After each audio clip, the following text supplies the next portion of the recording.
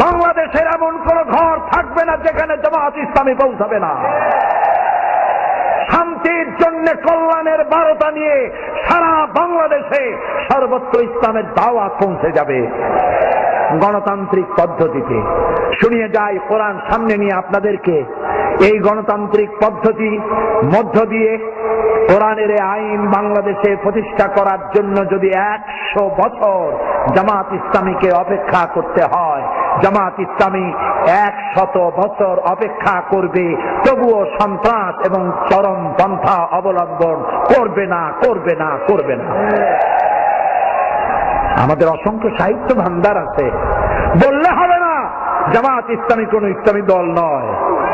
আপনারা বলেন জামাত ইসলামী কোন ইসলামী দল নয়।